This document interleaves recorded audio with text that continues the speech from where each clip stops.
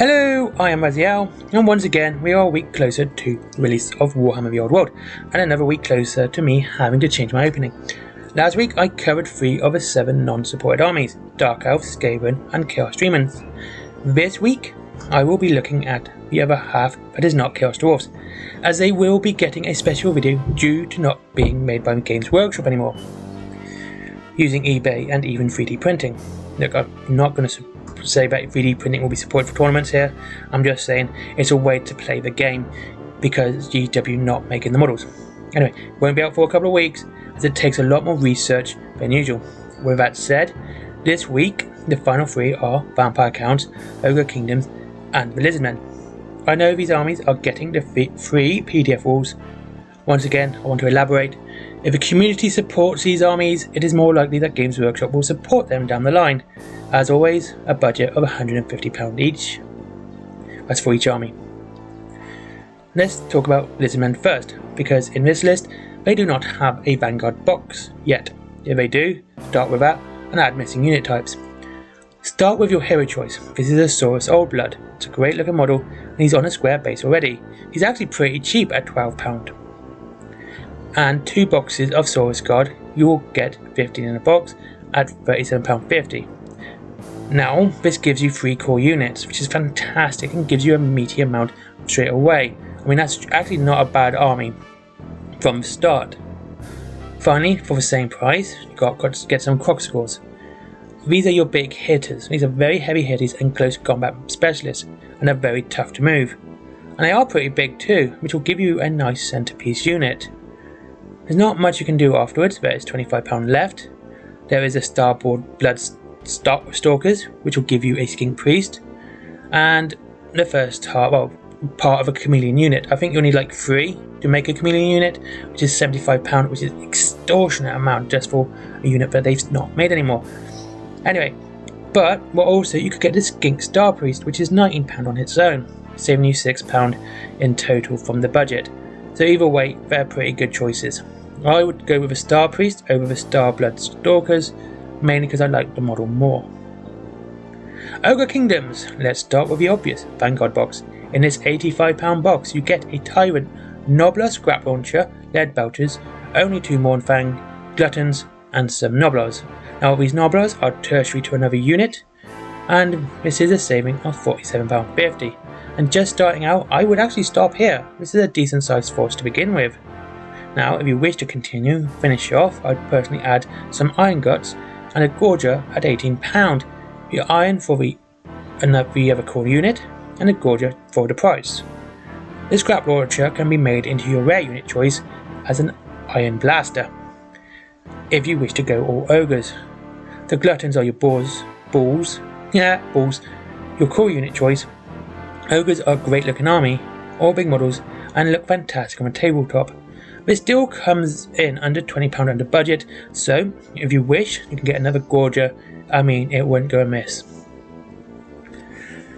Vampire Counts. Man, do I feel sorry for these players. We get told the time period is the time of the 3 Emperors, the time where the Vampire Counts were invading the Empire.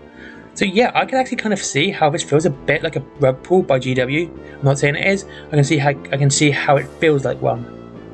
Anyhow, a budget army for those wishing to play the spooky ones isn't that too bad, because once again the Vanguard box is great for the old world. This time, Soulblight Gravelords is the box you wish for, that you need. I turned into Yoda there.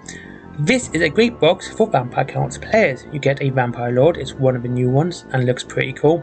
Vargeists, Blood Knights, Death Rattle Skeletons.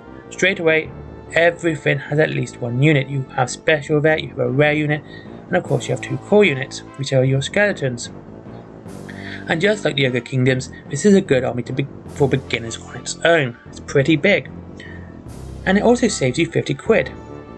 Next, I'd get a Corpse Cart. It's an old iconic model and it looks great, and it's pretty cheap at £21. And like I said, it looks great. And finally, a Vampire Lord on a Zombie Dragon for £42.50. And this gives you a fantastic centerpiece for your army. I mean, like, the Zombie Dragon is such a lovely model. I love it, I think it's great. If you wish to go slightly over budget, you could get Conrad on his Terror Abysmal. That's £52.50. But like I said, I wanted to keep under budget here, so the zombie dragon, it would be my choice. And should you know, because unfortunately not, you know, if you want to make it another rare unit, you could of course, instead of making a zombie dragon, make it a Terrorgeist, which is, you know, pretty cool too. I mean, they're good models and they look really nice. And of course, they are already they were made for Warhammer 40 Fantasy Battles. The good thing about these PDF armies is that many of the models are still the old Warhammer Fantasy armies. Some have just been slightly updated. Actually, looking at it and seeing which ones they have, some even still have their square bases, and that just makes it easier for everyone around. So there you go, some budget armies for when Warhammer the Old World drops. Which armies are you looking forward to? Are you happy about the armies? Or are you going with one of the core factions? Are you going to go with Bretonnia, Tomb Kings, and everything else? Are you interested in seeing any battles? Do you know of any battles that took place which you wish to play? Because there's a couple that I want to see done, which might be interesting. We also got Gilles de Breton, Luen, the Orc Slayer of Bretonnia. He's around that time, which is pretty cool. And that's it. Now, for the next couple of videos, like the Chaos and the Empire, and the Elves, I think I'll do the 2 Elves ones together because that will just be easier. And then I can make a decent video with them. Like the Empire, I'll try and do every single, like, Emperor of the time, so which ones and what they would field under with that sort of army, such as what would Nolan field, what would Merenberg field, etc. And the Elves, I think I will go like High Elves, Wood Elves, and, you know, separate them too. I'll add a bit of lore of what's happening at the time as well, so a bit of a timeline, a bit of lore into the videos as well. So there'll be, the core factions are going to get their own videos, more fleshed out than just a budget army. It's going to be a budget army and some lore thrown in and everything else in between. Anyway, thank you very much for watching. I hope you enjoyed this video. It was awfully fun to make. I do like these ones. I hope to see you all again soon.